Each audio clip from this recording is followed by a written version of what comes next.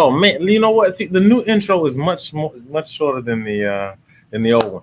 Good evening, good afternoon, all you beautiful, exceptional, bright people that are here to learn and here to grow. I appreciate y'all for tuning in. I am here with none other than David Maschke, who is a candidate for the Dougherty County School Board for District 1. The election, of course, as we know, is November 5th, and early voting is going on through November 1st. The Civic Center right now is the voting precinct. They are open till, I believe, 7 p.m. Monday through Friday. Might be 5 o'clock. Check on that. 9 to 5. 9 to 5 at the Civic Center. Go make sure you make a plan to early vote and make sure that you bring somebody with you. I am attempting to share the live. There we are. Boom. Like it. Let everybody know where we are. I'm sharing this right now into the Albany Forward group because y'all know that's where all the exciting, fun stuff is. We post all the goings on in the city, and we are live right now with, and I'm tagging David Maschke's new page. He's got a new Facebook page for school board. Yeah, it don't want to pop up. It's okay. It's okay. We're live right now. Join the Albany Forward group. In fact, let me turn this off. It's eating my bandwidth. It's eating my bandwidth. The quality is decent here. Let me know if we're not clear. I didn't even create my banners, but how are you doing today, sir, Mr. David Maschke? I'm doing good.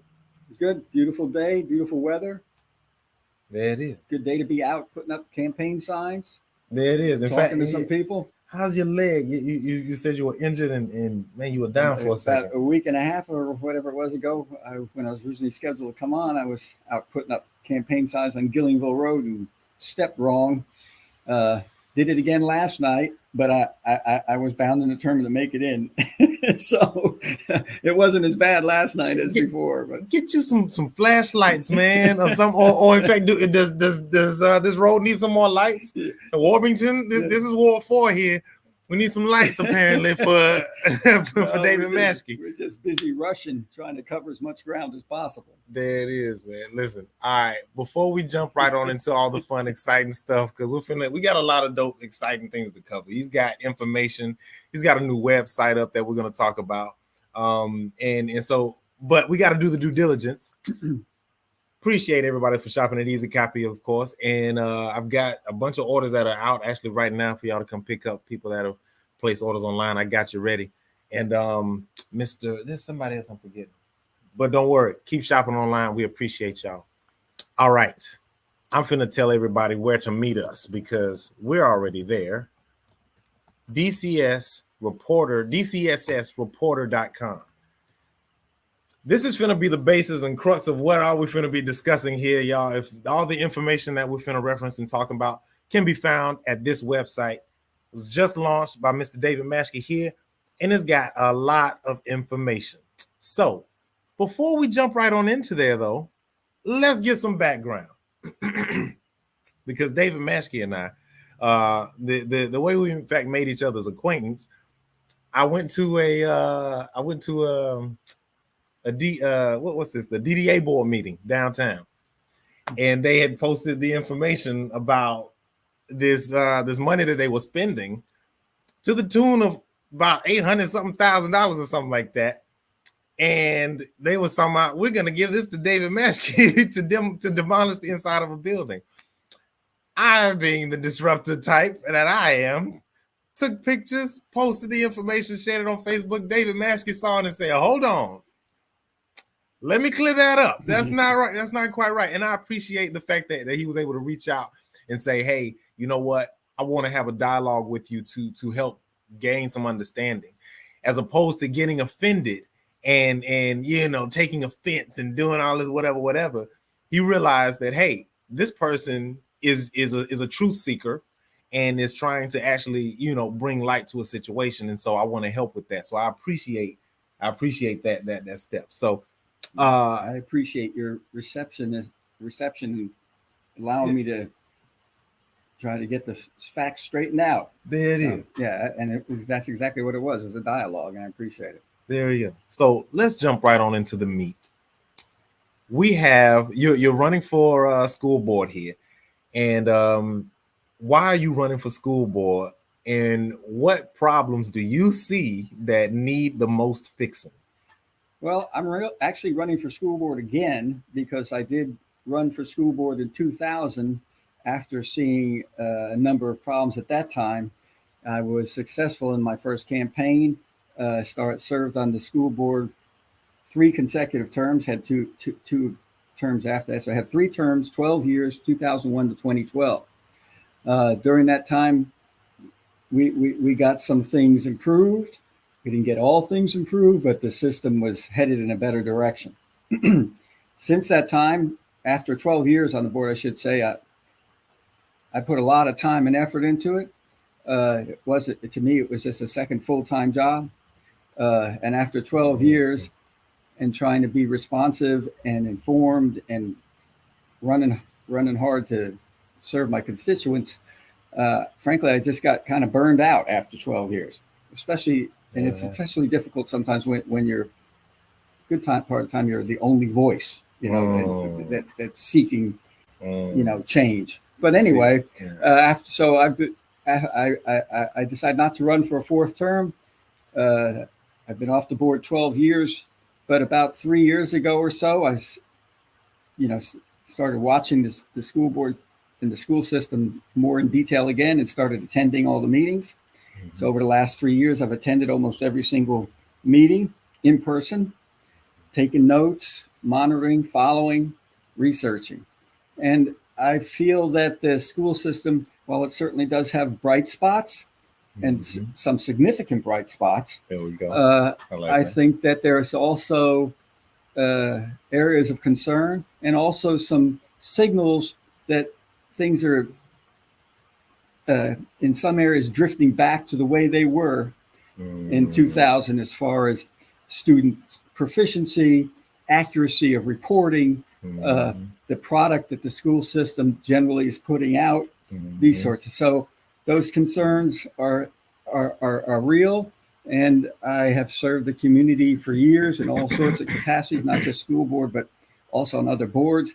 And I just felt like things needed a hard look, and I decided to, after consulting with my family, I decided to offer again to see if I could help bring some new information and a new voice to the board. So I love that. And Dr. James Pratt chimed in. He said, "Tell that man I said hello."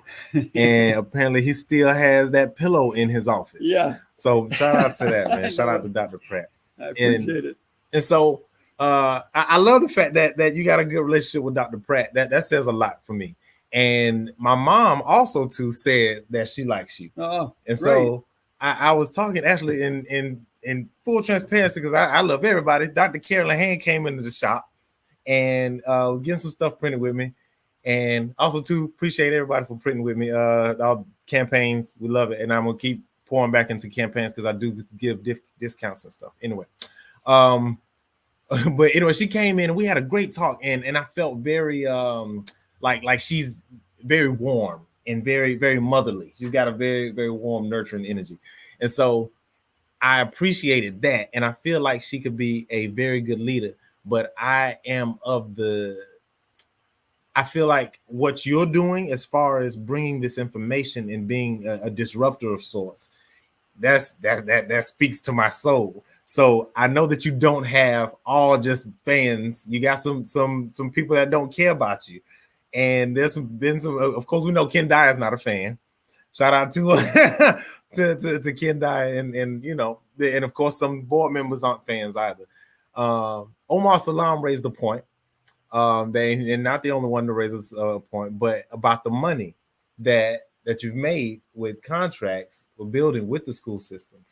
And can you speak to people's I don't want to say allegations, people's feelings that I guess you're trying to get the seat for your own monetary gain, and you're trying to take advantage of the budget, and you're trying to actually, mooch off of the. That would be real easy to speak to because, frankly, it costs me money, and I lose projects being in the public eye because, just like previously when I was on the school board for 12 years, I can't do any work for the school system as a school board member. That's a total conflict of interest. I don't accept projects from the school system or anybody associated with the school system. I've never done work for the school system while I've been a board member. So anybody that thinks that it's a way for me to make money is 100% wrong. It actually costs me money and career opportunities by being on the board. But to me, it's more important. Money is not my primary objective in my life. My number one objective, first of all, is my family. And then I am a community-minded person. And the future of Dougherty County, frankly, whatever the city and county are doing is important. But frankly, it all rests on the school system because the school system is not able to produce viable, well-educated graduates that are prepared either to enter the career market or to go on to college and help strengthen Albany and bring stronger jobs and other companies to Albany and Dougherty County. The future here, regardless of what the city and county does, is not good. And we all know already that Dougherty County is in a difficult situation. But an direct answer to your question is, I make zero money on with any sorts of projects with the school system, and especially when I'm not serving up, it would be an obvious, blatant conflict of interest. Understood. And so let me mention one other thing too, that when I first got on the board, I caused a ripple before I even got on the board because when I was first elected in November, they had a convention in December. The whole board goes up there they go every December, they go to Atlanta. Every June, they go to Savannah for conventions. So I was told I could go to the convention up there in Atlanta, to get acclimated to Georgia School Board Association convention. I went. I didn't stay in the fancy hotel. I stayed in a Holiday Inn Express. The board members are frequently taken out to dinner by consultants of all sorts, architects, engineers, project planners, education consultants trying to sell software. I refused to do any of that. And in my entire time on the board, I never went to lunch with a consultant, never allowed anybody to buy me a stick of gum because I always keep at least an arm's length distance from any of that. Because, I feel like if you accept something from somebody, they're going to come back and ask you for something later. There you go. So every single time. I'm very strict about keeping my nose clean, not just with the school board, but people that have been, followed how I practice my architecture practice for these 40 some years, 41 years. They know that, whoever, materials reps, engineers, I don't accept anything, not even a lunch from anybody. See, I appreciate that. And you got some support here in the comments. You got Mr. Manswell Peterson say, my school board member. And Terrence Fowler's in the comments, Maschke for school board, man of professional integrity. Listen, Doc, so, and I appreciate you, for taking that question head on, because we got so many politicians these days that seem unable by whatever. They just cannot answer a direct question. And that is frustrating to me. And we have people that want to continue to defend that behavior and that no, it's unacceptable. If you have somebody who is asking to be your leader and that person is not able to answer a direct question, whether it be, what are some of your weaknesses, or was some policy that you made ago a mistake, or whatever it is, and they ain't able to answer just directly, they're not a leader. So I appreciate the direct answer for that. Let's jump right into the meat and potatoes.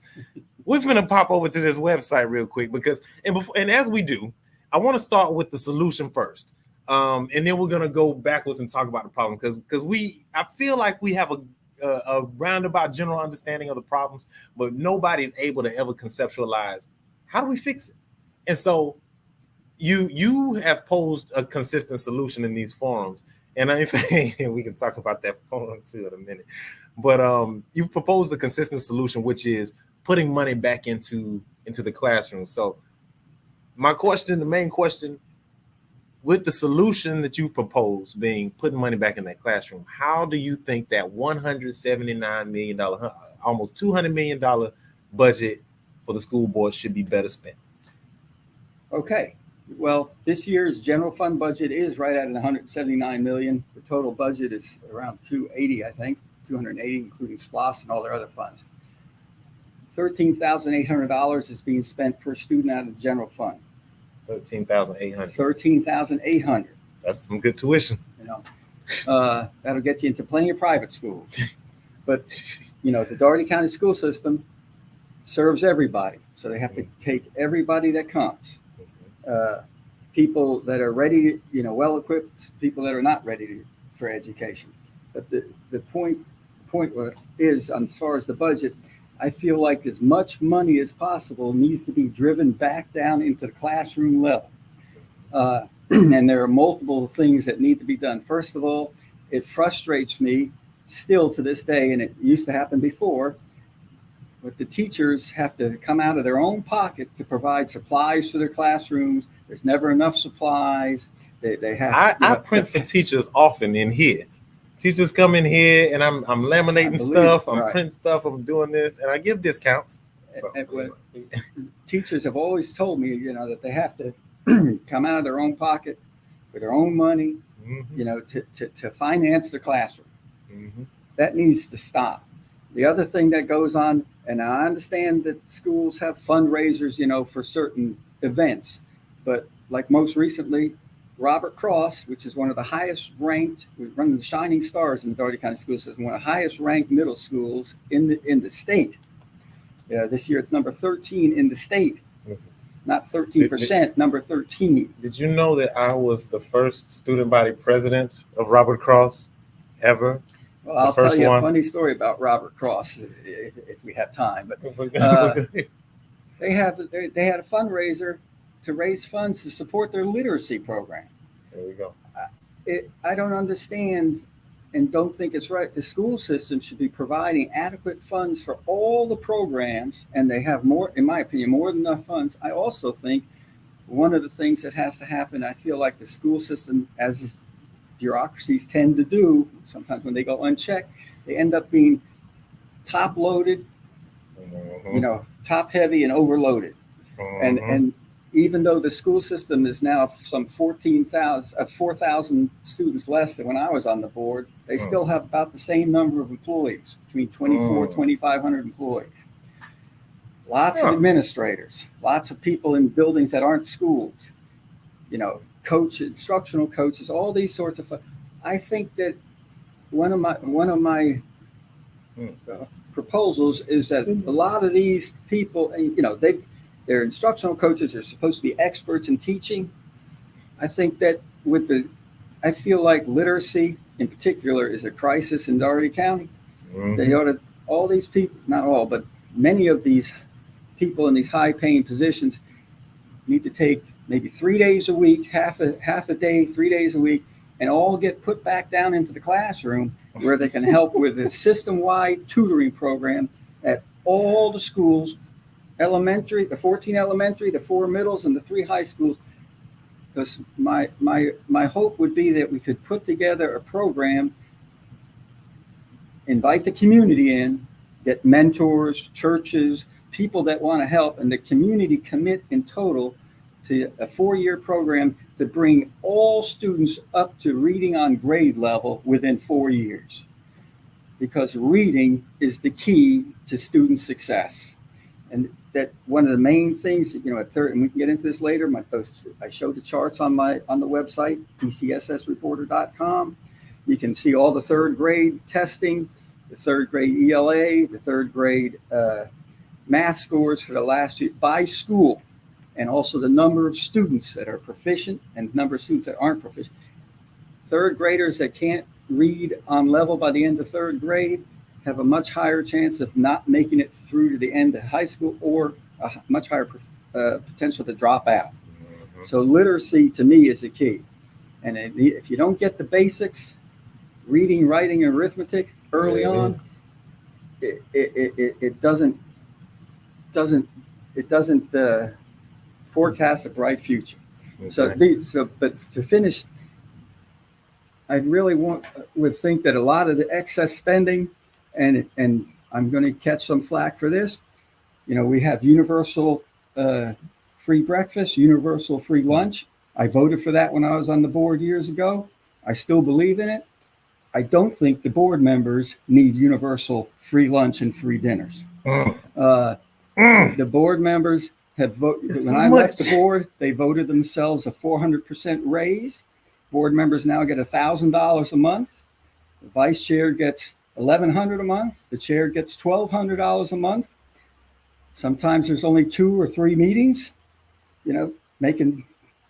I'm so sorry. Hold on. I've been neglecting the comment. It's so much meat. You're giving so much. You're giving a lot. Oh, wait, hold on. Omar Salam's in there. Did I do something wrong? No. You're good. It's a lot. Keep giving the numbers because we're gonna have to break this back down again. I think that everybody needs to sacrifice, starting with the board, to show their commitment to get the money back down into the classroom.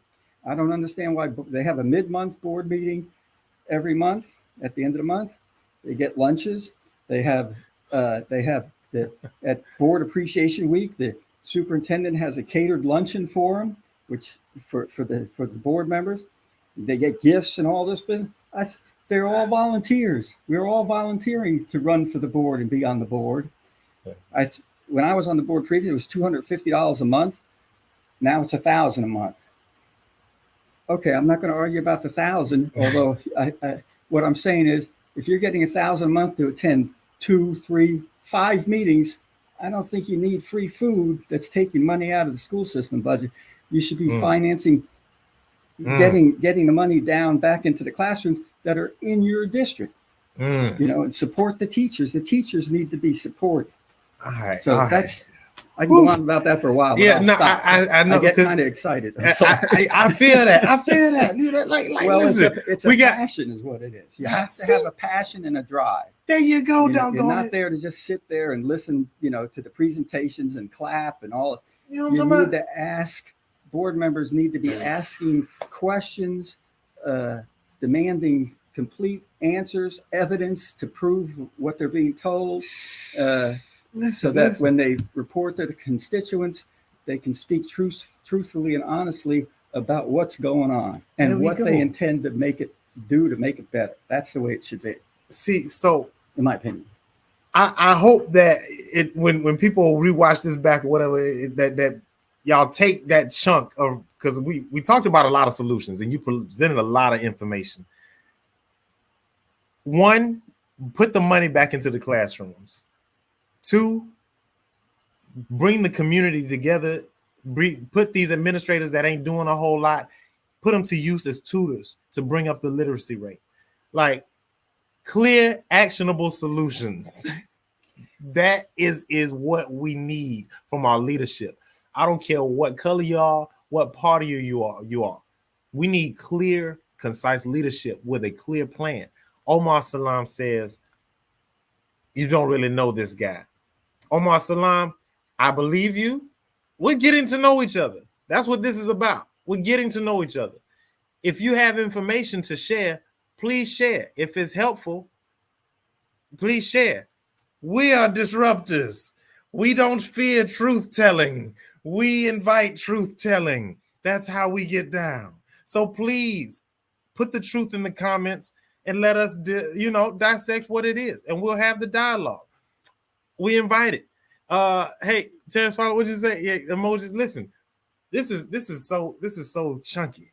And we ain't even got to the website yet. We ain't even got to the website yet to look at all the crap and lift up the rocks and see all the vermin crawling around. We're about to do that in just a second because it's deep. But I wanted to highlight again, though, the importance of having leadership that is able to present clear solutions. Right now, currently, we don't have that in several different, facets of our leadership, county, city, school, and so forth. If you're not approaching your leaders and demanding some type of plan, some type of, hey, how do we get from A to B to Z? You're doing everyone a disservice. Please, as voters, as you go to these polls, because again, election day is November 5th, but we got early voting all the way through November 1st. Make a plan to early vote, but when you go to vote, vote your interests. Don't vote for anything else. And if your interests aren't represented, then you're gonna have to do something different. But we need leadership that is able to articulate, hey, here's the problem, here is a clear solution. I applaud you for that. Thank you so much. What you say, Lawrence Knight? Adam, be sure to invite someone on the school board to refute this truth. You know what? I'm gonna invite who, in fact, tell me who to invite. I love me some Dr. Hudley. That's my lady. And I'm pretty sure she would welcome an invite, but I would love to hear more of it. And also to Reverend Knight, if you have information, please share. I know that I love me some Dr. Hudley, and I told David Maschke as well too. I said one of the premises here, we're not finna disparage my lady on this show, not at all. And so, yeah, that's not gonna happen. But what I do feel that we all have in common, you, David Maschke, Lawrence Knight, and Omar Salam, is that we want the best for these children here in this district. We want the best for our kids, and we want to make sure that they have opportunities. We want to make sure that we are putting money into the classroom and doing what he's saying. Like, my mama had to pay for school supplies and stuff. In fact, we would go school shopping for us. She would go school shopping for us, the kids, and then go school shopping for her classroom as well, spending all this extra money so that she would have the stuff that she needed to teach her class. So that's been going on for a while. It's been a problem for a while. And so we need leadership that's able to say, okay, hey, here's how we stop that. Here's a Band-Aid for that, or here's a doggone cure. But Dr. Carolyn Hand, who I love, has not presented for me that, as I've seen, a full, clear solution. She started to give one in that last forum when what was that question? I can't remember the question, but anyway, we need clear solutions, and I don't care where it comes from. So yeah, what you say, Manswell Peterson? He says the fight for literacy is hard, and here we either fight now or it's gonna get worse. Very valid. And what you say, Aaron Johnson, there's value in test scores, but do we know if there are more or less Doty County School graduates going to college over the last 5 years? That's information that we need to gather. That's information that we really need to. I submitted an open records request each of the last 2 years, asking for, by high school, how many graduates went to what college and career academies and onto careers, and asked for the list of colleges, as well as what scholarships they received. The school system responded that they do not collect that information, which is stunning to me. And I'll tell you another thing about graduation, because you hear them touting about their graduation rate. Last year was 88%. Now they say this year is 90% graduation rate. As I had one retired educator tell me, the graduation rate is one of the easiest goals to achieve. All you have to do is lower the requirements. Then you can achieve whatever goal you're after. The bigger question, which is I received from a business person in the community, is they're not as interested in the graduation rate as the quality of the graduates and what they know and what they can do in the workforce or at college level, which I think is really the crux of the matter. I would love to get information on the entire graduating class, 800 and some students. How many are reading on 5th grade level, 6th grade level, 12th grade level, second year college level? How many can perform algebra proficiently? All these things. There's no discussion about that at all. And as a matter of fact, this year so far, the board has canceled 5 of their board meetings since January. One, of course, they canceled because of the hurricane. 4 other board meetings were canceled, they said, because they had no business to discuss, which to me is stunning. Right. There's always business to discuss, because to me, it's business of educating students. That should be an ongoing discussion. And if you don't have a bunch of official money business or something to handle, that would be a great opportunity to dig down into these numbers, specific information regarding how the students are performing and what the board can do to help the administration better educate the students. That seems quite simple to me. So, and I completely agree with you. Let's see back in the comments here, Reverend Nine. That's all we want. Yeah, we want educated graduates and not students who are pushed through. And there are a lot of great things happening, but that's mostly for kids who have the support. There we go. And that's the sad truth. That's speaking to that 90% graduation rate with these outrageous proficiency numbers. In fact, let's go ahead and we've been dancing around it. Let's pull up the numbers and start looking at the numbers real quick. But we got a few more comments. We say Omar Salam says this guy is not what we need here in Albany. They say one thing and do another. Is that right? I would love to hear some specifics. I would too. Omar Salam, again, we welcome you to please share the information that you have, and we would love to delve into it. We will give it the time and the respect that it affords. And Sherelle Lee says here, Maschke stated that school board members should ask truth-seeking questions and give that information back to constituents.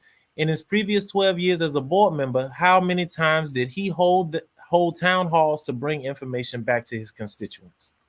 Okay, I did not hold town hall meetings. I would have to do that this time because it's the way things operate now. You have to get in front of the people. I did attend school PTO meetings, those sorts of things, but I never held a specific town hall meeting. Okay, so apparently you're open to having some town hall meetings and some interfacing with the public, which is part of what we're doing here now. And we're finna get into it. Terrence Fowler, what are you saying before we get into these numbers? Don't you hold us up. You say not interested in speaking to sheep, other board members specifically. Oh, hold on. We'll get into that. Look at you. Look at you. We'll get into that. Let's get into these numbers. All right, let's share back to this website, y'all. So again, the website here is DCSSreporter.com. We encourage y'all to take a look at the information for yourselves, because this is information that has been scoured from official sources. This is not something that he made up. So one thing I wanted to cover on this first page, you put out an invitation right here. I love this paragraph. You say, if you're a school administrator, teacher, or employee and want to provide information on an issue that concerns you, you are invited to submit your information, complete with substantive details and support documentation for DCSS Reporter to investigate. You've created now a platform of transparency. Like, as a platform builder myself, I respect this so much. And to furthermore, like you got your phone number right here to call, and you also got the contact page where you can fill out your information and put in your inquiry. Hey, this is going on at my child's school, or this is going on, boom, boom, boom. And I don't know how to get more information from my school. Can you help or whatever? Man, listen, this is a big deal. And so, okay, for me, I get critiques, and we finna jump back into the critiques. Omar Salam, Reverend Knight, whoever's got critiques, we're gonna get into it. I appreciate the fact that you're willing to illuminate the data. Why doesn't our school system website have this data? Why doesn't our school system website aggregate and publish this data? Because of course it looks bad and it contradicts this 90% graduation rate that they're reporting on. So shout out to that. Let's get into what was it? I already got it up. That's right. The third grade reading. Share this tab. Third grade reading levels. Hold on. What'd you say? Love that truth, Lars 9 said. And Sherelle say, so he said he took info back to constituents, but actually never did. Noted. You said that's what I said. Did you? I guess. Did you make some comment that back? I guess when you were on the school board, you took information back to your constituents about what was going on there? No, I don't think that's what I said. I said when I was on the school board previously, I did not have town hall meetings. That's something that I would need to do this time. But previously, when I was on the school board, I was the most active school board member in terms of visiting schools and responding to constituents' calls. As a matter of fact, two of the board members back then would refer their constituents to me to follow up on their complaints in their district because they knew that I would follow up and look into issues. Well, I like that. Well, all right. So let's jump into these numbers. These poor third graders aren't able to read as well as they should. Let's go first to my school because it's the best, Lincoln. Number of third graders tested, 52. This is 2024. Yeah. Okay. This is 20 data because this is this past school year. So this past school year. So Lincoln, we had a 73% proficiency. Right. We're great. Shout out to the greatest elementary school there ever was. Then we've got Lake Park right behind us because they'll always have to be second best. But let's look at some of the other ones that aren't doing so well. A lot of them, besides actually everyone besides Lincoln is failing. Everybody besides Lincoln has an F. Dang. Well, now this is the number of third graders. Oh, that's I'm sorry. I'm looking at the proficiency right. level. Yeah, Right. everybody's got an F. The percent of students tested at that school that were either proficient or above proficient at that grade level. And then that's so the bad. Information is extrapolated out because it shows you how many. Yeah, it breaks it down by number. How many numbers? You don't want your child to be on this side. You want your child on this set of numbers. Correct. But that's not funny. I'm so sorry. I'm not laughing. All right, back to serious. We've got looking at most of the schools. We've got Martin Luther King, Radiant Springs, Morningside, Northside, Robert Harvey, Turner, all in the 30 and 40 percentile for reading proficiency for these third graders. As a lot of us know, specifically Black families know, with the school to prison pipeline, they say that you can start telling if a child's going to go to prison by third grade. And these are the types of testings or the numbers that they use to aggregate that data and make up those statistics. How do we turn this around? You spoke about putting together, some tutoring program to help address the literacy rate. But what are the causes? What's leading to everybody except Lincoln failing? How do we do that? Well, first of all, let's talk about a bright spot in the school system, which is now Lincoln. They just this year have brought the pre-K program to East Albany. Shout out to that. Expanded that. It was on the west side. Now it's also on the east side in what used to be Morningside, right? They closed Morningside, turned into pre-K center. Yeah, that has to be applauded because that's going to have a ripple effect.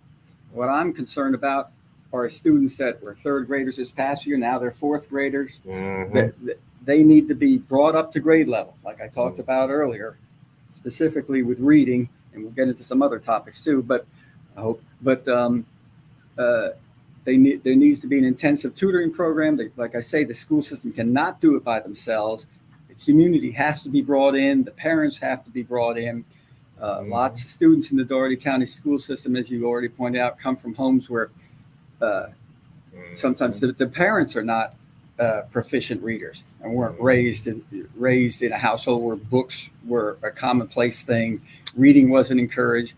Exactly. Just making a living and surviving and feeding the kids was the goal. There you go. So the school system, which I proposed previously and didn't make any headway, I think the school system has now done a little bit of this. I think that it would be great to have an after school or really an evening program where the students came back to school, but the parents also came back to school. Cool. And you have an adult literacy program. So while the students are getting tutoring, the adults can take classes to improve their reading skills, their job skills, computer skills, to strengthen the entire community together.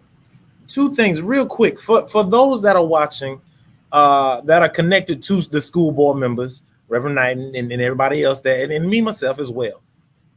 These are solutions that regardless of whether you like David Maschke or not, these are good, actionable solutions that we are hearing here that could have wonderful impact on our schools and our kids.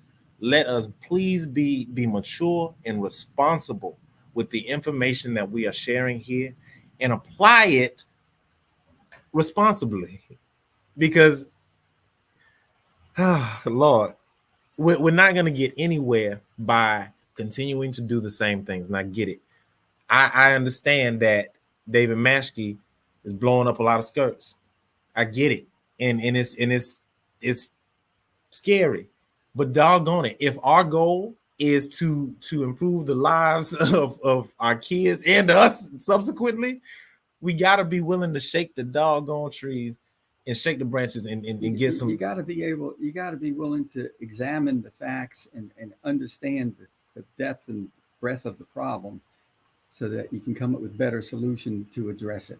You know, that's what the problem. That's why I get frustrated at the school board meetings, because there is no discussion. See, so real quick, let's pivot to our middle schools. So we've got the rankings of the middle schools. Okay. And shout out to Robert Cross. Like you said, hey, my school, you know, all the schools that I went to, you know, we don't have a problem. We don't have a problem. But let's talk about the ones that have a little bit more of a problem, a little bit more work to do.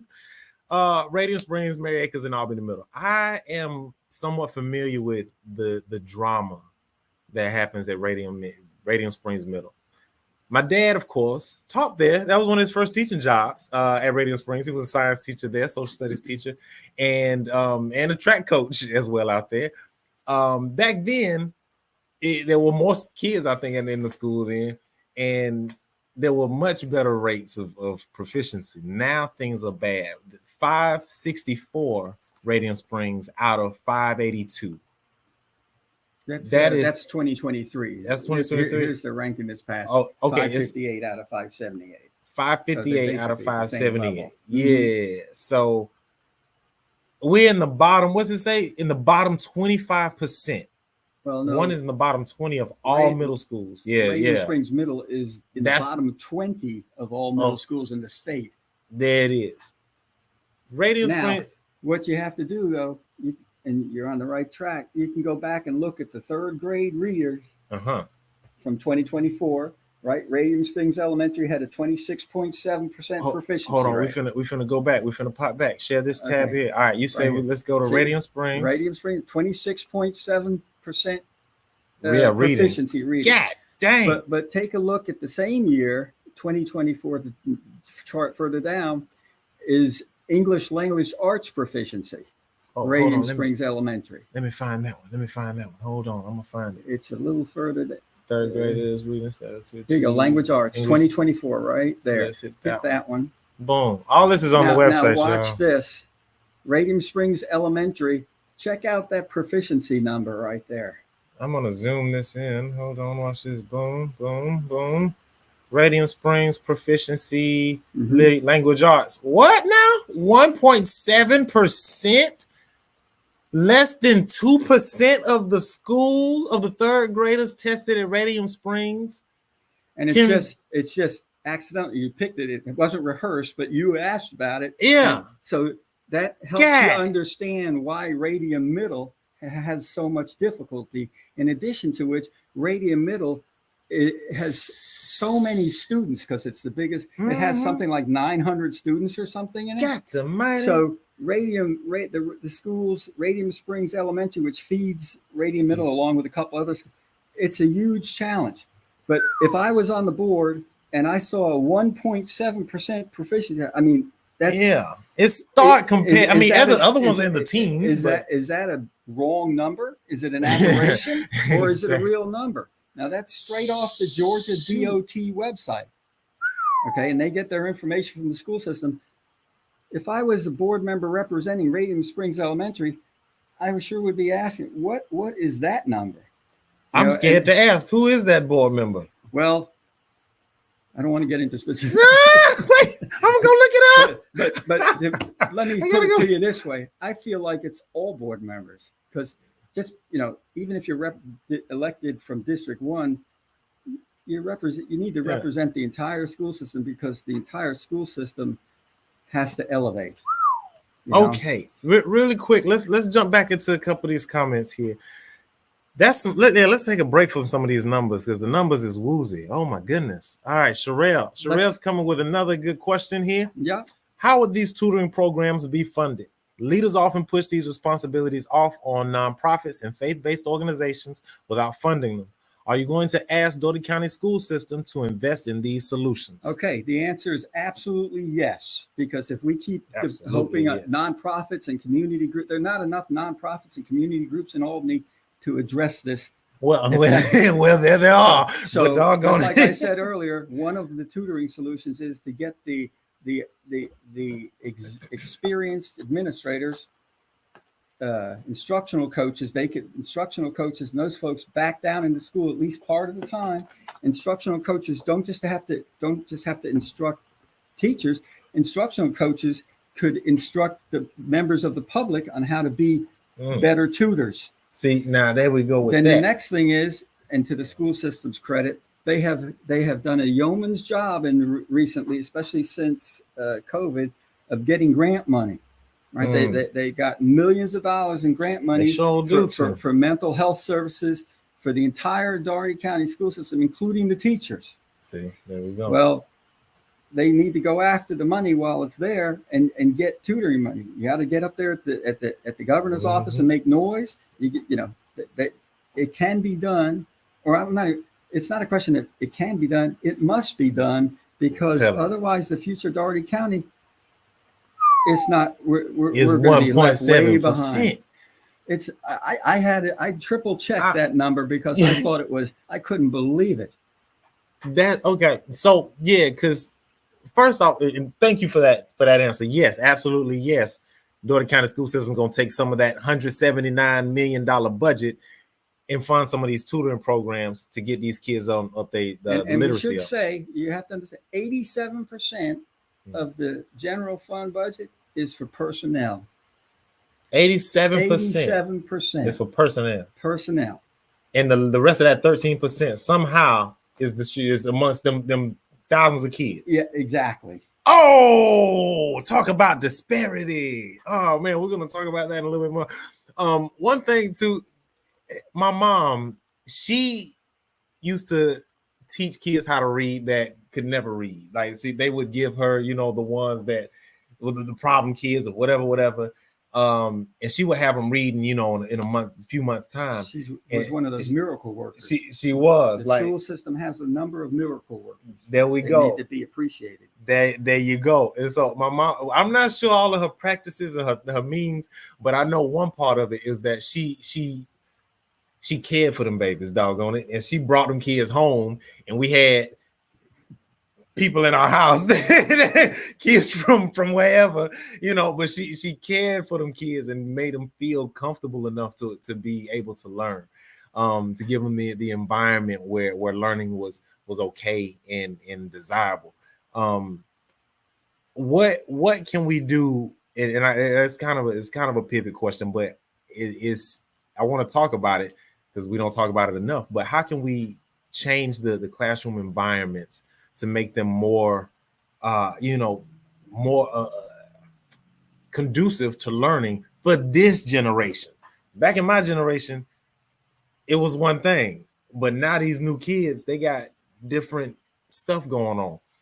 How do we change the whole environment of the classroom? Well, I think the school system, to their credit, is trying to address some of that through the mental health services and the increased number of social workers and that sort of thing. Because frankly, society-wise, this is not just a Dougherty County issue or a Georgia issue. This is a issue across the entire United States.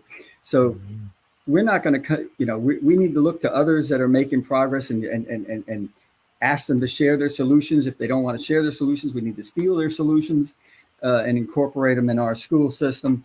But I think, one of the things I'd love to see discussed, I think that the cell phones and the computers are actually a problem and a hindrance to education, especially in the lower grades. I'm one of those that believes that the cell phones should not be in classrooms, say below fourth grade, and that students should get back to learning how to read and write and do arithmetic the old-fashioned way, and not just push a bunch of buttons and not understand the foundational concepts of what it is. So real quick to that, because that I completely understand that. For me, growing up I was one part of the last generation that had to use encyclopedias to do book reports and stuff. And so then after that, the internet just took over. Now, so I love the fact that you say we need to take the tablets and the phones away earlier in the earlier ages and let them kids be more tactile with their learning. They're going to get the computer and the phone at home. Okay, but when they're in school, they one of the problems I feel like is that children are learning to write and speak the way they text. That's true. And what they see that's the show enough truth. I think it's a huge problem. Oh snap! Hold on, the comments going off. Hold on. Hold on. Let me go back. Dr. Pratt. Hold on, Dr. Pratt. So your mom was at the house. This man was at the house. Shout out to that. Hold on real quick. Lawrence Knight. Oh, wait, before I get on to Lawrence Knight, I wanted to make a point about 4C Academy, and we're gonna come back. I'm gonna jump in the comments, but so I don't forget. I wanted to parallel the using those old-fashioned means versus using technology and stuff like with a 4C Academy. We're gonna swing back to that, but let's jump into these comments. Lawrence Knighton says, Adam, the only reason why the cheating scandal came to light years ago is because of this same type of information that is presented now. I have been in the schools regularly for over 25 years, and no one on the board has ever been as thorough as David. That is quite the endorsement there. That is quite the endorsement. And so shout out to that. And if you want to, please talk briefly about, the cheating scandal and how you pursued that whole deal. Well, and it had a similar appearance to these sorts of numbers. You'd have some schools that would have very low numbers, and the next year made miraculous, 30, 40% improvements on the CRTs. But you'd ask, the administration would report, oh, we're doing so much better over here. But nobody, when you'd ask, how is it that this school with a similar demographic improved 30%, and this school over here with the same general student demographic, didn't improve at all or even got even worse. There was never an explanation for it because they always wanted to just show you what I call the happy numbers. This school improved. Yeah, this one improved. This one improved. We're seeing we need a little more work over here, and they keep going. But you could never get answers to, is this school doing something differently? Does this school just happen to have a group of super talented teachers, or did they get together and come up with a better plan on how to educate the students?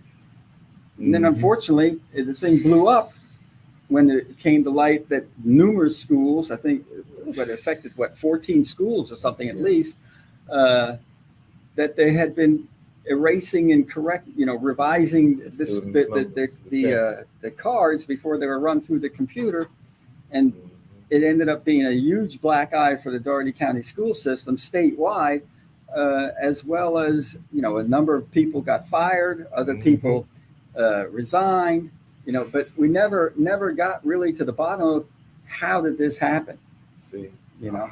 And we don't want that to happen again. Exactly. All I'm after is well-educated students that will be ready, when they graduate with real skills to help build the community and take the community forward.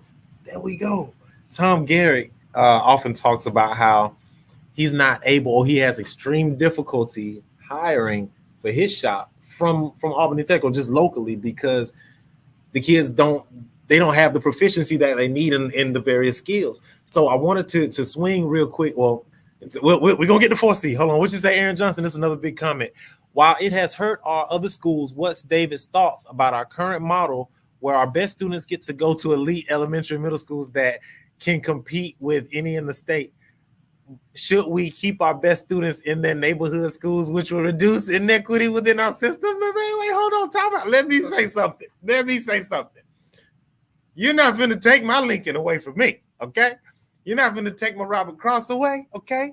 I went to elite schools because I'm smart, and I'm a smart elite kid. I don't think that was a reward. I think that was doggone like that's like a fitness test. Like I was fit enough to do it. I think that's not the problem. But you have to understand in his question, he's asking about neighborhood school. Lincoln and Robert Cross are not neighborhood schools. They're magnet countywide schools. Yeah. Any student in Doherty County can go to those two schools. Okay, all right, cool. So I don't threaten my schools. Also, we don't really have elite.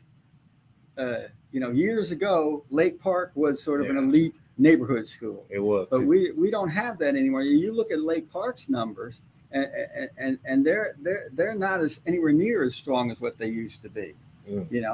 Because the school system is a magnet school system. So students can opt to go to almost any school.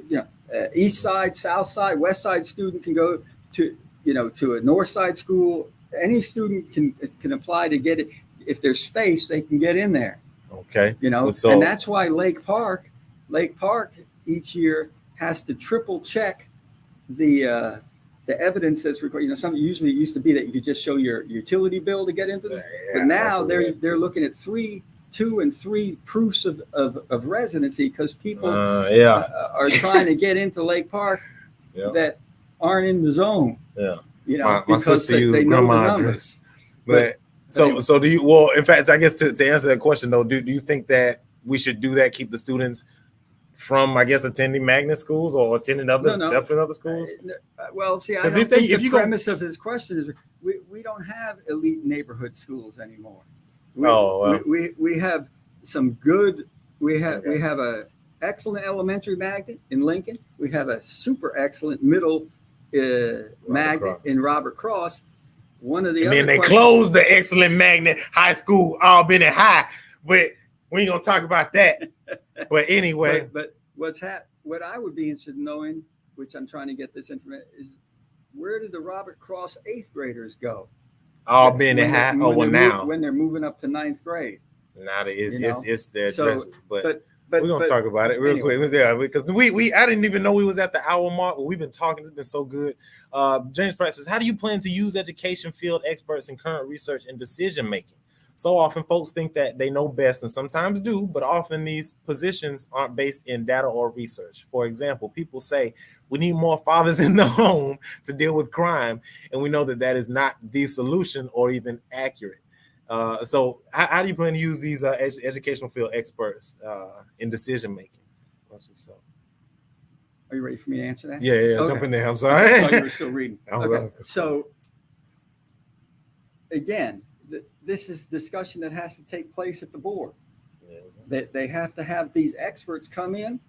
They can present their data. The board needs to analyze it. The administration needs to help them analyze it, because sometimes expert information is not worth the paper it's written on.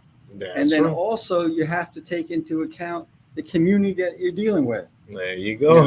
The poverty rate, the situation that we have, with children in single family homes, these sorts of things. All that weighs into it. That's one of the reasons I think that the school system is doing a good job with the social workers. I've already mentioned that 2 or 3 times.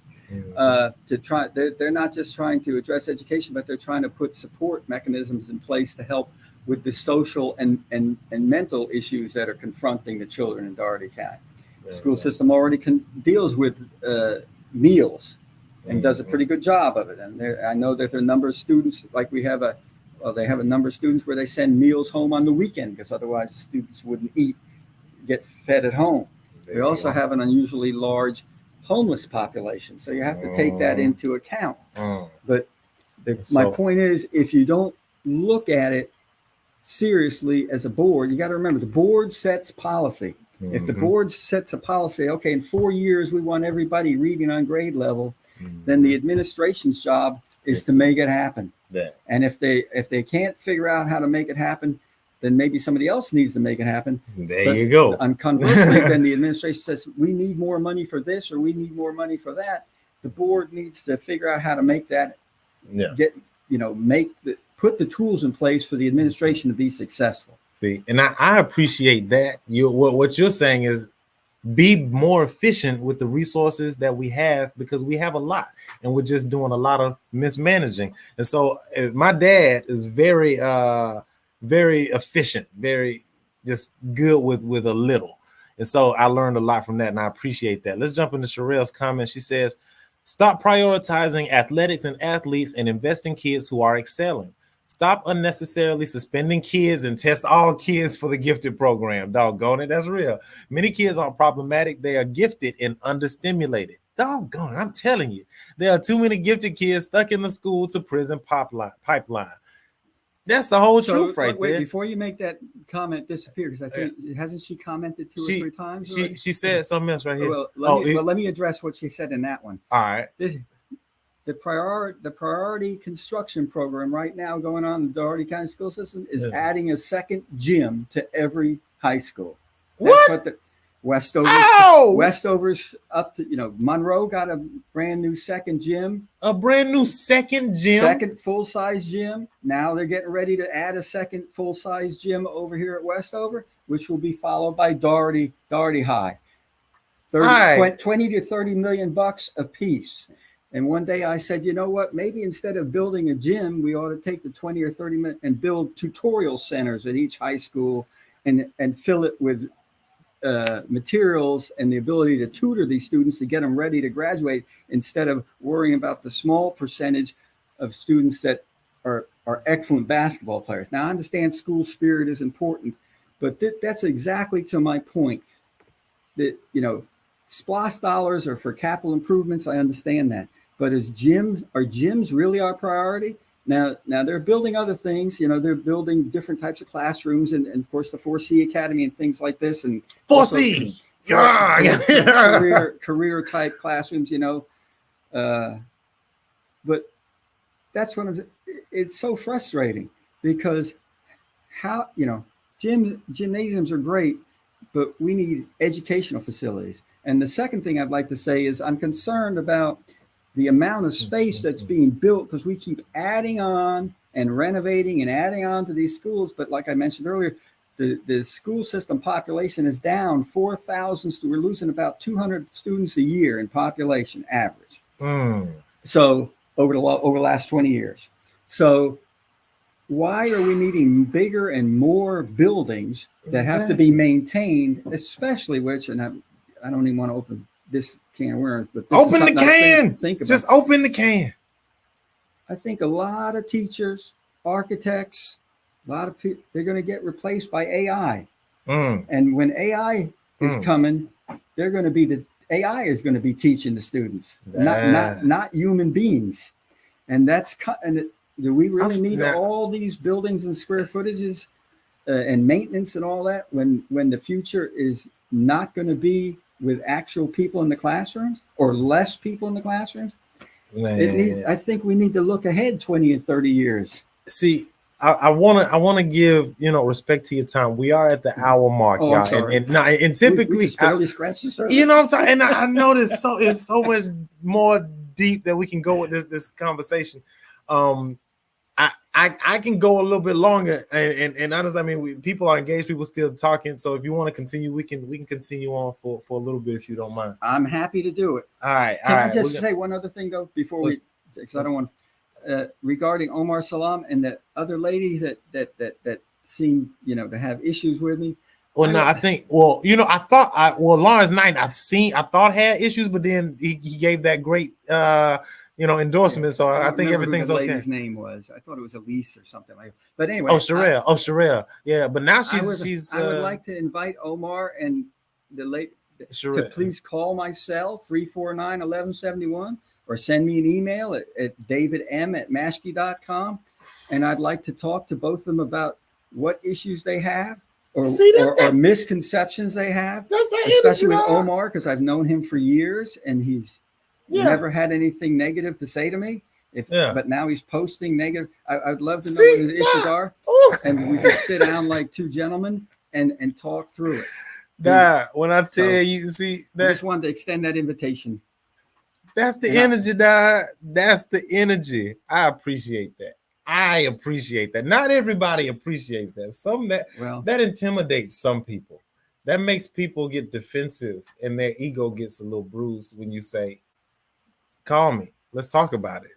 Anyway. Well, communication is the beginning of understanding. You know what I'm talking about? So, and if you're afraid of understanding, you're afraid to grow. You're afraid to that's learn. one of the beefs I have with some of the present school board members. If you go visit the Dougherty County school system and look up your board member, most of them do not have a phone number posted. And I did too. And their email addresses are all Dougherty County school system email addresses. See, they don't want no personal info. But what I'm saying, like on this website, I encourage school board people that want to communicate with me to communicate with a non-school system computer, because the school system can monitor the computer traffic. And if somebody, they can see, this guy's emailing David Maschke, we need to find out what he's doing. See, hold on. And so I want to highlight that on here too, because he says right here, please submit your information via USPS, United States Postal Service, or an email address that's not associated with the Dougherty County school system. We know, and I know, because I get on my page, I get on this thing, and I say all kind of crap about everybody, whoever, whenever, whatever, because ain't nobody gonna do nothing to me. But I know not everybody has that freedom and can, say whatever, because they're gonna face retribution. They're gonna face some kind of consequences and some kind of ill treatment or whatever. And that's illegal. So were you going to the board, meet the board members? I was gonna pop that up, but then I got distracted. Hold on, wait, let me get back in that. It's okay. I thought I brought a copy of it with me, but I guess I didn't. But we're gonna jump back in these comments though really quickly. Lawrence Knighton says we simply need to set the bar higher. And Sherelle summarized us saying, so in other words, children in predominantly Black impoverished communities don't deserve research-based solutions. Sherelle is on. Well, I don't know. That's not what I said either. But I don't know. I think that might. I don't know. There might be miscommunication there. I don't know. Because I didn't hear that. But we can come back to that. Sherelle's on it, because definitely they in fact need the more research-based solutions. In fact, shout out to my dad's dissertation, which was on this subject or these subjects. Demetrius Young jumps in and says, who's truly in control of the school system, the local board or the state? Easy answer, the local board, because the Dougherty County school system voted years ago, and I was on the board and voted for it, that the entire school system is a charter school system. So every school is in charge of its own destiny. That's why each school has its own local governance board, and you get extra flexibility with not having to do certain things that the state requires if you're not a charter school. Gotcha. So the entire school, I think maybe earlier I said the entire system was a magnet system, but it's the entire system I meant to say is a charter school system. So the local school board is the one in charge, and they're the ones that are ultimately accountable. Okay, hold on. We got to catch up. I'm so sorry. I'm so behind on these comments, y'all. It was a lot going on. Manswell Peterson says, during one of my school visits as an author, I ran into a 5th grader that was labeled a problem child. He wasn't a problem. He was bored. A simple change of material and attitude goes a very long way. We have to evolve on all levels to reach the students. Yes. Sherelle for school board. Hey, you know what? What district you in, Sherelle? I think Sherelle might be somewhere around that Radium district. I don't know. In fact, we might need you, Sherelle. Yes, in fact, join me. I got your campaign signs. You already know, so it's whatever. Manswell Peterson says our nonprofit has done ELA training in Atlanta and other school districts. Get the help.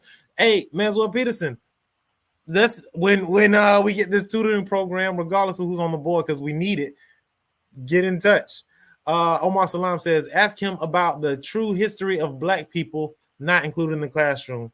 Are you talking about I guess not the DEI? What's the what's the new words they're using for the? I don't even know. We still teach Black history in Albany, but is that not included in the classroom? We still teach Black history in Albany, don't we? Absolutely. And we have Black History Month in the school system. I mean, I don't understand what the question is. I got invited to speak at somebody's Black History program recently. I don't know what we're talking about, Omar Salam. Please clarify. Sherelle says, I don't have issues with Maschke, just asking questions. Yeah, truth seeker. That's what I'm talking about. Well, thank you for your questions. There we go. Manswell says they should have voted Sherelle a long time ago. Hey, I'm talking about it. Adam, you are on it with this interview. I love it. Appreciate that last night. And I be needing to die. I be, who knows? Aaron Johnson says test scores are just one metric. How does our system compare with Bibb County in terms of students going to college? You know what? I welcome the comparison. Let me find it out. And okay. Bibb County, let's say graduation rates, because we don't know where our kids are going to college, but we do know we have a 90% graduation rate. So let's see what that number might be. Share this tab. It is 87. Oh, we beating them 87.07. Let's see if they. It was. I think it's right here. Oh, there it is. 85.4%. Oh no, I'm sorry. No, theirs was 87. The state average is 85. So that's Bibb County's graduation rates. So we are beating their graduation rate, but we don't know until we get that information from the school board where our kids are going to college and how many or so. But there's that. But we know, of course, the when they go caveat. to college, how many are taking remedial courses? Oh man. Oh, it's not funny. It's not funny. Hold on. No, I'm saying it's a serious question. I know. Yeah. Nia says, I am curious to know if the school system has any further plan to invest in the arts through Dougherty County school system. Thank you. That's the question right there. Many children are interested in areas of the arts, but don't have the advanced tools or technology to further their interests. There have also been studies showing that exposure to the arts have led to the increased engagement in other subjects and brain activity. Just a thought. Same with music. Dog. They didn't cut our music programs. They cut our art programs. Can you commit, sir? And then one of these lame form questions. What is your commitment to bringing art back to the classroom? My commitment to arts and music is right behind reading, writing, and arithmetic, and ahead of athletics. I'll be frank with you. Athletics to me, they're important. They're good for school spirit and all that. But we need an educated society. And that right there just speaks to what we're choosing to value in our community and in our society. If all we're choosing to value is entertainment, then you see where the focus lies. We need to definitely change our values as a community to value intelligence, to value skills, to value growth and investment. So thank you for that question, Nia. Yes, we need to prioritize the arts. I like that arts, and of course, being an architect, I like arts and I like music because it also uses a different part of the brain. Exactly. So uses it all another needs to part be of the brain. exercised. Oh man. Oh, Sherelle got a big one here. Now we're on top of the comments, and after this, I'm talking about Forsyth Academy. Then we're getting out of here. Okay. House Bill 1084. Teachers are not allowed to teach any history that may offend children. It targets African American history that may offend white children. That may be what Omar is referring to. And yes, it passed the Georgia State Legislature last year. Would love to hear Maschke's thought on keeping African American history as American history in the classroom. Very nice. Oh man, Sherelle, doggone, how you gonna bring this heavy junk right? I'm trying to close it out. Okay, it's okay. Let's talk about this. Because I didn't know that. I was completely unaware. I think African American history is American history. There it is. You need to teach all of American history. I think that there's certainly been, this is a poor choice of words, but there's certainly been a history of not being inclusive of African American history in American history. So then I think of course, I go back years and years when I grew up in New Jersey, we didn't get African American history, but in the town that I came from, it certainly is included now in New Jersey. And I think that it is included in Dougherty County schools and is appropriate and necessary. So I think then the question then becomes, how do you engage one of these angry white parents that comes to you and says, David Maschke, you're a white man. You should be ashamed. Why are you teaching this hatred to my child? And I'm white. Woo, white tears. How do you deal with that? That is terrible. That was a perfect impression. It was perfect. It was spot on. It was spot on. It was white tears and all. So funny. But how, because it's gonna happen. Let's say we have a teacher that's teaching American history. I think it's a very simple answer. The answer is that the school system is there to educate all students, and that we the school system should not be a race-based education system. There it is. You know, if you want to send your kid to some, school that's all white or some school that's all black or whatever, that's your choice. Mm-hmm. But the public school system has to serve everybody and has to provide full history and understanding of all people.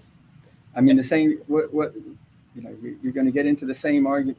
How much history is taught about the Native Americans? Listen, a blip.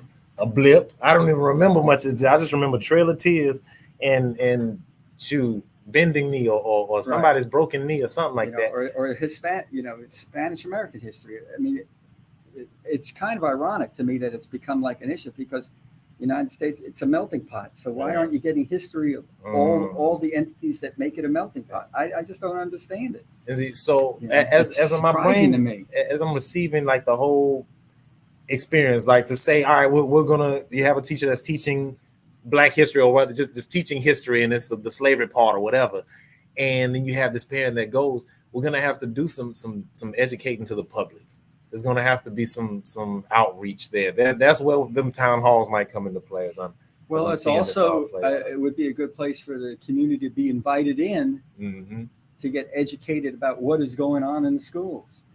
Yeah. See, oh man, so some of these schools, the PTOs have virtually nobody show up, right? Their parent teacher. It's unbelievable. Oh man, Lawrence Knight, what are you saying, Adam? I had a date set for the assistant superintendent to meet the new performing arts school, the new performing arts school in Columbus that they built before the pandemic, and they never went. That is not, we're gonna assume that they had, prior engagements that were extremely pressing.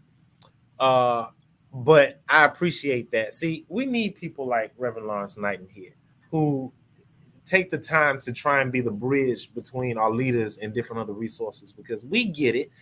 Ain't nobody saying that our leaders are supposed to have every answer every time and to be bulletproof. That is never the metric that we have when we're assessing any of this. But what we are saying is that our leaders need to be accountable and be able to receive new information, regardless of where it comes from, that is beneficial to everybody. And so it's not okay that they missed this meeting and have not even, proposed a new date for going to the performing arts school. And they should follow up on that. Appreciate you, Lawrence Knight. Demetrius Young says the charter system may have been a mistake. How do you assess that decision in hindsight with all the issues at schools like Monroe? Firsthand experience, which have been perceived to have a lot of issues due to nepotism, cronyism, etc.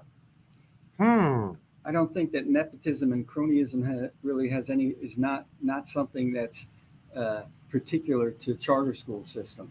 Okay. As a matter of fact, I was surprised recently with the issue that happened down at Monroe with the teacher and then also the assistant principal who happened to be her father. When I was on the board, you talking about Audrey Williams? Oh, Audrey Williams! Shout out to Audrey Williams. When I was on the board, we had a policy that relatives of that close couldn't be at the same school. That was always what I understood when my parents was on the teaching. I was surprised that was in place at Monroe. So, and I guess to that point, like you said, I mean the nepotism and stuff is there. But what other issues do you feel are a part of that come with the charter system, Demetrius Young? Because I know it comes with pros and cons, and so I'm sure that there are cons and other cons, and the nepotism may also to be a part of that. But what other cons come with the charter system so that we can better delve into that? But I know that when my dad was working on, shout out to 4C, we're finally back, thank God. Okay. So my question, we quickly answer. How do we get 4C academies on all parts of the county? Because they got the robotics, they got the aeroponics, they got the this, the that, and all of this stuff. And I know that would be effective if everybody had access to it, and not just a few people. Neil, sit down now. Okay. Oh, you gotta go pee. You gotta go pee. Okay. You gotta go pee. We've been in here a whole hour. Give me just a second, y'all. Neil, come here. Come on. Good that he let you know. Yeah, he's getting better now. He used to Used to not. He won't walk off, will he? Nah, he's gonna go down there and come back. Okay. I hope. I'm gonna check on him in a second. We don't want him to walk off. But yes. Yeah. So on the 4C, of course, the 4C is a school that's open to students from all 3 high schools. Okay. I think that 4C has proven to be a very valuable and popular program because those things like robotics and agriculture and things that they have there. I just was visiting there recently. They got goats and chickens and they've got a whole sort of a thing going, but a whole diverse curriculum there and opportunities there. I think that type of thing, if it continues to be as successful as we'll see growth either at the 4C Academy or like with the pre-K, they'll put a second one on the other side of town or whatever in order to accommodate more capacity and get more students engaged. That's all I want. That's all I want. And that's still better than a gym. It's still Gyms just drive me crazy. And we at the hour 20-minute mark. Yeah, we're not gonna pass an hour and a half, but because we need to actually start bringing this sucker to a close because we can continue to talk for a long time. We've barely scratched the surface with the data, with the information that is there. Please, again, y'all check out this website. I gotta plug it, DCSSreporter.com. If y'all want to look over this information yourself, share it with other people in the community because this is the illumination that we need to actually fix the problems. We can't fix the problems if we don't know what the problems are. And if we're being, I don't want to say deceptive or misleading, but we're being rose-eyed about our problems and saying, we got a 90% graduation rate while ignoring very bad 1.7% proficiency at one of our elementary schools. Middle schools. We gotta be better, y'all. And so hold on real quick. Manswell Peterson, what you say? Manswell says most of the help we give is done during the school day. Some students don't have the transportation to get back home after the school day. We use empty classrooms to help the teachers by getting to the students who disrupt the classroom because some can't read or write on level. So we can come in there and give them help, better students, better learning. Exactly. Thank you for your work, Manswell Peterson, an author, a great contributor to our community. We appreciate you. Thanks for doing this album, man. Listen, appreciate you, Sherelle. Thank you for your questions. We love some good engagement. And what we say here, Demetrius Long, lack of central control, different standards between schools, varying demographics lead to unequal resources provided under charter system. Each school's community is going to be different in the support it can provide. Monroe versus Westover. So, okay, but that's my point. See, it shouldn't be that way. That all the schools should be getting the resources they need, regardless of the demographics. And so you're saying that that's not a fault of the charter system, but a fault of the school board and the lack of their leadership. Because regardless of the charter system, I don't think they look at things in enough detail to understand these because they don't go to the schools like. So they could redirect this funding to meet the disparities that he's speaking about. We all need to get educated about the education system, have a dialogue. The board is in charge of making policy to direct the superintendent and the administration to set the policy so that the superintendent and administration can respond to it and make it happen. I believe that there are plenty of resources. They need to be better distributed, and the priorities of what the money is spent on needs to be re-examined. I completely agree with that. Listen, y'all, I'm gonna wrap this up. I need to go get my dog, make sure that fool ain't ran off somewhere.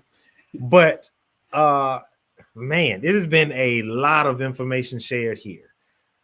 Please take your time and go back and revisit this whole conversation. At the beginning of the conversation, we started by presenting solutions, and there were a lot of chock full of solutions in the first part of what David Maschke presented. If you missed that first part, please go back and listen to everything that he said. There were solutions about how to better spend the money, about the tutoring program. We went in depth about how to fund it. There was a lot of information presented here in this interview. And it is my hope, my goal that regardless of how you vote, November 5th, the election is going down. Please get out and vote. Please vote. Vote your interest. no matter how you vote, I hope that this has brought forth some questions for everybody to ask of your leaders, of your administrators. Ask these people about the numbers that David Maschke is presenting on this website here, DCSSreporter.com. Ask them what solutions they have for their schools, and ask them how they are or are not being supported by the school board in the school system. All of these things need to be talked about, examined. Great interview. Appreciate you.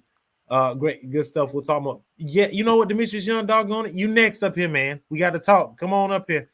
And thank you, Shannon Young Sheffield, for and that the nice lady that you were supposed to connect me with. I'm not sure if she texted me or not, but please have her text me again if she did, so we can connect.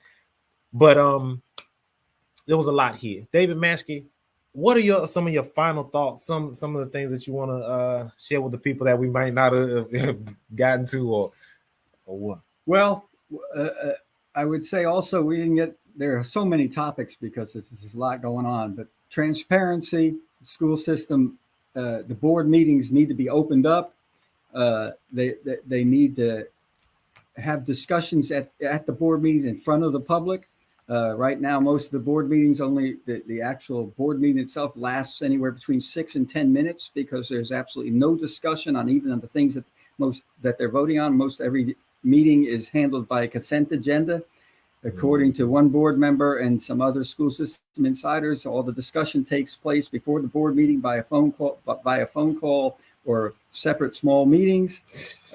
That's not the way representative government is supposed to work. Not at all. As I said, I've been going to the board meetings now for nearly 3 years. Attended almost every single board meeting, have maybe a better attendance record than a couple of the board members for sure. In all the 3 years, I've only seen 1 or 2 committee reports. The board has numerous committees: safety committee, curriculum committee, finance committee. And you'll see on the agendas, you look on the agenda online, every meeting they have committee report. Every meeting is no reports. So, so the committee is on meeting. Or when they meet, their minutes are not posted. They don't report to the board what they discussed. They just make recommendations and there's no explanation. So there's so much I could share with you. We need another 4 hours, but I appreciate the opportunity to be here. I appreciate everybody tuning in, and please, my phone number is 349-1171. My email is davidm@maschke.com. Win or lose, I invite you to contact me. Happy to talk with anybody that wants to help improve the Dougherty County school system. There it is. Thank you much. That is the goal. I appreciate that. Thank you so much for taking this time to talk to me. I know you do 1,000,001 things. You have a family. You got a lot going on. So I appreciate you for taking the time to talk with me. I appreciate everybody, of course, here, all my beautiful, bright, and enlightened people that have been engaging on this whole interview, and stay with me. We got a lot of information to talk about, y'all. Please continue to have these conversations amongst yourselves, with your friends and families. Ask questions. And if you run into leadership that is afraid of addressing these questions, that is something worth exploring more, I'm sure. We're gonna get out of here, y'all. I appreciate the love. If y'all found anything in this interview exciting, helpful, life-changing in any way, please like, share, and comment. Share with somebody. Let them know where to find it. The Albany Forward Group. Before I go, I will get in trouble if I do not plug full disclosure.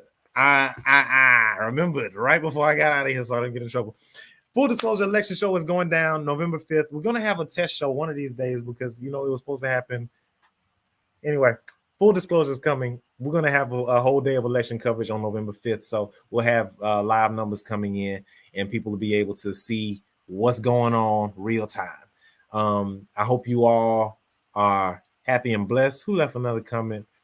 What you say? Bring staff from Dougherty County School System on the talk. You know what? I'm gonna see if Evan Poole want to come talk to me. What's my guy? What's the other fella?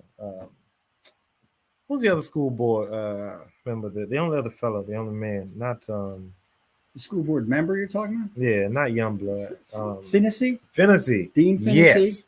Velvet I've Wiggins? never spoken to Dean Finney, and I would love to actually speak with him. He represents the East Side. That and part of it too, because people feel like I'm always attacking somebody or I'm whatever. If I interview one of these Dougherty County people and I present them these numbers and be like, well, what is I don't want nobody to feel like, oh, see, you just picking on me and being man, because everybody got sensitive skin.